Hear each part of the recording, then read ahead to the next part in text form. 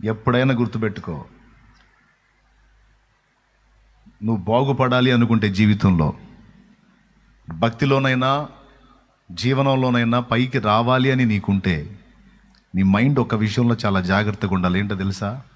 నువ్వు ఏ పనికి పూనుకున్నా దాని విషయంలో నీకు క్లారిటీ ఉండాలి, సరైన అవగాహన ఉండాలి.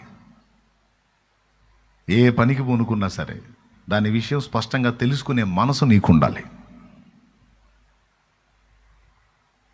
ఏం చేద్దాం, కొంతమందికి అట్లాంటి మైండ్ ఉండి సావదు, చెప్పినా ఎక్కదు. పొలం వేద్దాం అనుకున్నావు, ఈ ఏడు పంట వేద్దాం అనుకున్నావు. పక్క పొలాల వాళ్ళని చూసి వాడు మిర్చి వేస్తే నేను మిర్చి, వాడు పత్తి వేస్తే నేను పత్తి అని వేసామనుకో, పక్కోడిని చూసి నువ్వు ఫాలో అయ్యావు. వాడు నాటాడు, నువ్వు కూడా నాటుతావు. వాడు మధ్యలో దున్నాడు, నువ్వు కూడా దున్నుతావు. వాడు మందు కొడుతున్నాడు, అడుగుతావు ఏం మందు అంటావు. వాడు కొడతాడు, నువ్వు కొడతావు. ఇక నీదంటూ ఏ పరిశీలన లేదు, పరిశోధన లేదు. నీకంటూ ఈ పొలంలో, ఈ నేలలో ఏదేస్తే పండిద్ది, ఏ దిగుబడి ఎలా ఉంటుంది, సంవత్సరాంతానికి దేని రేటు ఎలాగొచ్చిద్ది, ఇందులో వాడేసాడు పత్తి, ఇంకొకటి వేసాడు మిర్చి, నేను ఏదేస్తే లాభసాటిగా ఉంటుంది, అసలు దీని గురించిన మూలం ఏంటి, ఈ నేల తీసుకెళ్ళి పరిశీలన చేపిస్తే ఇందులో ఏ మొక్క వేస్తే బాగా ఎక్కువ వచ్చిద్ది, దీనిలో ఏ తెగులు సోకే అవకాశం ఉంటుంది, పెద్దోడా తెలుసుకోవాలిగా. పెద్దోడా, పక్కోడి పొలమేమో ఒరిజినల్ నల్లరేగడి, నీ దానిలోనేమో కాస్త చౌటి కర్ర కలిసింది, చౌటి నేల. వాడేసిన పంట నీకు సెట్ కాదు, మరి నిద్ర మొహం వేసుకుని నువ్వు అదే వేస్తావు. మరి ఎట్ట బాగుపడతావు నువ్వు? చివరికి వాడేమో కాస్త డబ్బులు తెచ్చుకుంటే నువ్వే అప్పు తేలుతావు. ఇంటికి వచ్చి ఎరువు మొఖం వేసుకొని కూర్చుంటావు, నెత్తిన గుడ్డ వేసుకొని కూర్చుంటావు. ఏమయ్యా ఏంది, ఎంత వచ్చినాయి అసల్లో కూడా పోయింది అన్నట్టు. ఏడంతా కష్టపడి పనిచేసినా కూడా ఏంది నష్టం ఏంటంటే, ఏం చేద్దాం, మన దరిద్రం, మన కర్మ, మన పెండాకూడు అంటాడు. దరిద్రం, కర్మ, పెండాకూడు కాదు. అవతల వాడి పొలం ఏంది, నా పొలం ఏంది, వాడి భూమి ఏంది, నా భూమి ఏంది, వాడికి ఉన్న సౌకర్యం ఏంది, నాకు ఉన్న సౌకర్యం ఏంటి. పరిశీలన అనేది అంటారండి, దాన్ని పరిశోధన అంటారండి. వ్యాపారం చేసింది అంతే పెద్దోడా. నిద్ర మొహం వేసుకొని ఆడు చేశాడు, నేను చేశాను, ఆడు తీసుకొచ్చి పెట్టాడు, నేను కూడా పెడతాను, వాడికి వచ్చింది గొప్ప, నాకు కూడా వచ్చిందని చెయ్యకూడదు.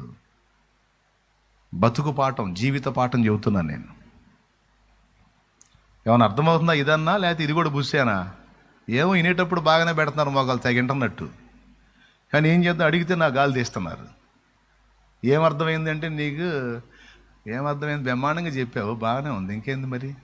అది ఏమర్థమైందంటే అసలుకి మామూలుగా అసలుకి నేను ఆడకు పోయినా నాకు అర్థం కాదు, ఇక్కడ అర్థమైంది.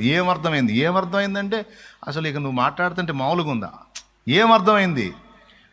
ఏమర్థమైందని అడిగితే ఇంకేమేం చెప్పేది నేను అసలుకి మామూలుగా లేదా. అసలు మొక్క మాత్రం చెప్పరు. ఎందుకు ఎక్కలా పరిశోధన లేదు. అసలు వీడేం చెబుతున్నాడు, వీడి స్వాప్ ఏంది, వీడు గంటన్నర మాట్లాడాడు, వీడి స్వాప్ ఏంది అనేది కనీసం మైండ్ పెట్టాలి కదా. ఇప్పుడు నేను చెప్పే వేస్ట్ మాటలు అవసరమైనయా?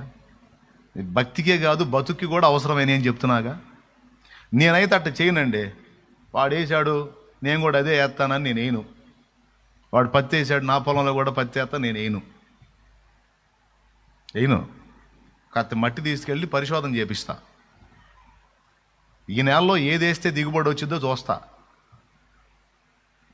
వాడికి నీటి సౌకర్యం ఉందా, లేదు. నా పొలంలో బోర్ వేస్తే నీళ్లు పడే ఛాన్స్ ఉందా, ఓకే, నీళ్లు పడిద్దా పడదా టెస్ట్ చేస్తా. నీళ్లు పడే ఛాన్స్ ఉందా, బోర్ వేపిస్తా.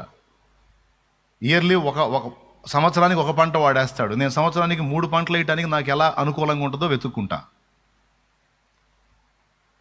ఈ నేల సత్తా ఏంటనే తెలుసుకుంటా, దానిలో ఏ మొక్క సెట్ అయిద్దో తెలుసుకుంటా.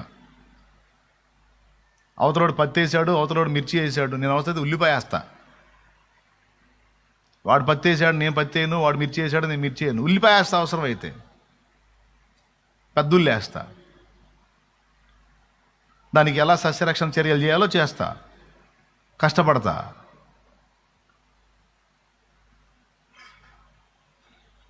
అది పనిచేసే పద్ధతి. అది ఏమైనా అర్థమైంది నేను చెప్పింది? కాలేదా? నీ కర్మ. అయిందా కాలేదా? నువ్వు వ్యాపారం చేసిన, ఆఖరికి స్టడీ చేసిన, చదువుకునే విషయంలో కూడా నలుగురు ఏది తీసుకుంటే నేను కూడా అదే తీసుకుంటాను అనొద్దు. బెటర్, ఇంకా బెస్ట్గా నేనేం చేయగలను? దేవుని వాక్యం వినేటప్పుడు కూడా ఇదొక పనిగా వచ్చావు నువ్వు. ఇప్పుడు ఇంటికాడ చాలా పనులు ఉన్నాయి, అన్నీ పక్కన పెట్టి ఛార్జీలకి డబ్బులు పెట్టుకొని గాడి చాకిరి చేసి వచ్చేవాడికి. మరి ఇంత కష్టపడి వచ్చినప్పుడు ఆ చెప్పే 4 ముక్కలు అసలు ఏం చెబుతున్నాడు అనే దాని మీద దృష్టి పెట్టాలి కదా. నేను చెబుతుంది అది. అంటే ఈరోజు సంగతి కాదు, ఎప్పుడు వచ్చినా నువ్వు దేవుని పాదాల దగ్గరికి ఎప్పుడు వెళ్ళినా అసలు దేవుని వాక్యం ఏం చెబుతుంది? అసలు నేను యేసుప్రభు నమ్ముకున్నాను, ఇంతకు యేసుప్రభు గొప్పతనం ఏంది?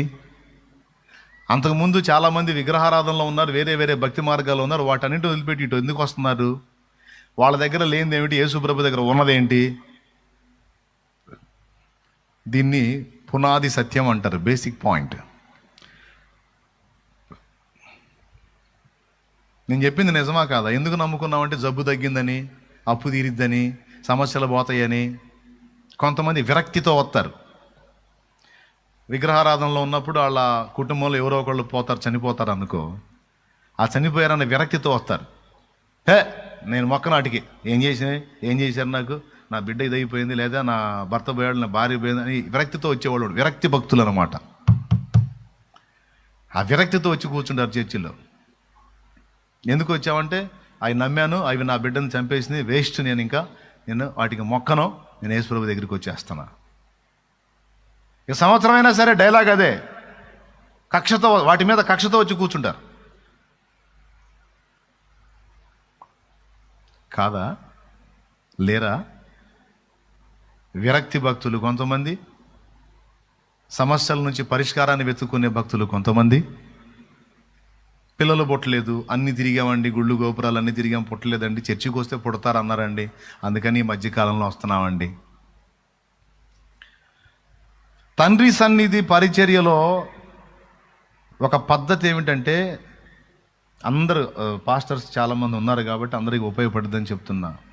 ప్రతి వ్యక్తికి యేసు ప్రభు యొక్క దేవత్వాన్ని గురించి, ఆయన చేసినటువంటి కార్యాలను గురించి, ఆయన మాత్రమే ఎందుకు రక్షకుడు అయ్యాడు, మిగిలిన వాళ్ళు ఎందుకు రక్షకులు కాలేదు అనే విషయాన్ని గురించి పర్సన్ టు పర్సన్కి అవగాహన కల్పించాలి.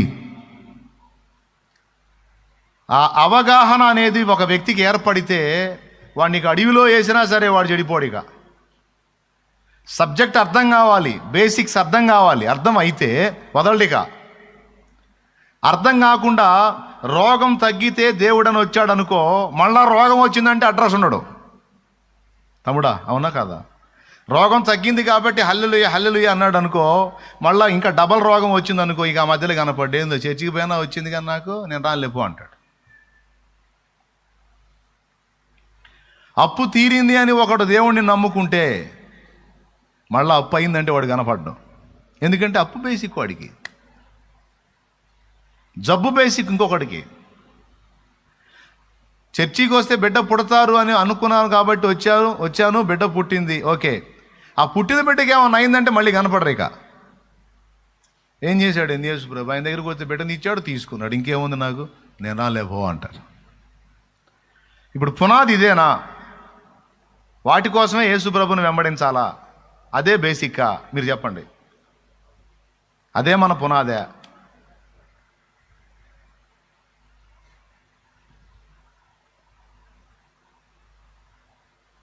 అది కాదుగా. మీరు చెప్పండి, ఎందుకు నమ్ముకున్నారు మీరు యేసుప్రభుని? సరే అందరూ కలిపి చెప్పండి. లోకంలో చాలామంది దేవీ దేవతలు ఉన్నారు కదా, గతంలో మనం మొక్కినోళ్ళు, పిచ్చగా తిరిగిన వాళ్ళు చాలామంది ఉన్నారు కదా. వాళ్ళందరినీ వదిలిపెట్టి ఎందుకు యేసుప్రభు దగ్గరికి వచ్చారు మీరు? నాకు చెప్పండి, అందరూ కలిసి చెప్పండి. మీ అవగాహన చెప్పండి, నేను మిమ్మల్ని ఎగతాళి చేయను, చెప్పండి. మీకేం అర్థమైంది?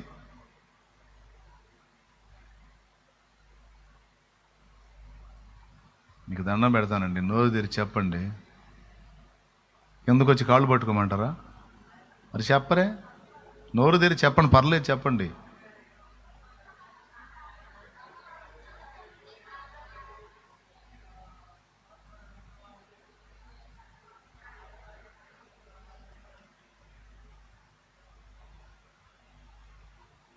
సరే, ఏదో మానస చెప్పిద్దేమో చూద్దాం. చెబుతా మానస, మైకి పంపించాయాడు.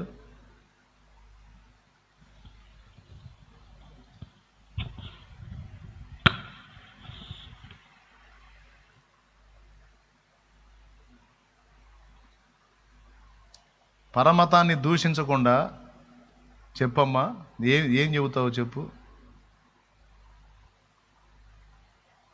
ఇప్పుడు ఆ అమ్మాయి ఎందుకు నమ్ముకుందో చూద్దామండి. తన అవగాహన ఏం చెప్పిద్దో విందాం. అందరికీ ప్రైజ్ లార్డ్. నేనైతే విగ్రహారాధ కుటుంబం నుంచే వచ్చాను. నేనైతే యేసుక్రీస్తులోకి మొదటిగా అయితే పరిస్థితులు బట్టి వచ్చాను. తర్వాత ఆయన ప్రేమను బట్టి ఆయన హత్తుకున్నాను. నా కోసం ప్రాణం పెట్టి నన్ను ప్రేమించిన వ్యక్తిగా ఆయన నేను తెలుసుకున్నాను. అనేకులైతే చెప్పేవారిగా ఉన్నారు కానీ చేసి చూపించేవారిగా ఎవరు లేరు. ఈయన బ్రతికి చెప్పాడు ఇలా బతకండి అని. అదొకటి. సూపర్. ఇంకొకటి, ఒక మనిషి పుట్టిన కాడి నుంచి చనిపోయేదాకా ఎలా బ్రతకాలి అన్నది ఎక్కడికైనా వెళ్ళి దండం పెట్టుకొని వచ్చేస్తానులే కానీ మనకి చెప్పే వాళ్ళు ఎవరు ఉండరు. కానీ ఈయనైతే ఒక చిన్న బిడ్డ ఎట్లా బ్రతకాలో, ఏ వయసులో మనం ఎలా బ్రతకాలో ప్రతిదీ మనకి బైబిల్ ద్వారా నేర్పాడు. ఇంకొకటి, చనిపోయిన తర్వాత నాకు మార్గం, బతుకున్నప్పుడు ఎన్నో మార్గాలు ఉన్నా కానీ చనిపోయిన తర్వాత నరకం తప్పించడానికి ఆయన ఒక్కడే మార్గం అయ్యాడు. ఎందుకు? తన ప్రాణం పెట్టి నా కోసం మార్గం వేశాడు. మిగిలిన వాళ్ళు అలా చేయలేదు నా కోసం.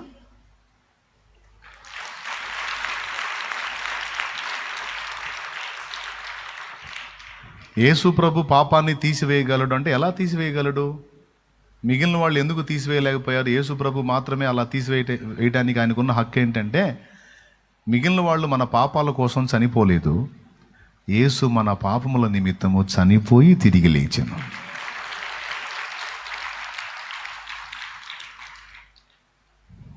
చాలామంది మనం మొక్కినోళ్ళు మహానుభావులు, మహాతల్లులని మనం సేవించిన వాళ్ళని చాలామంది జీవితాలు మనకు తెలుసు.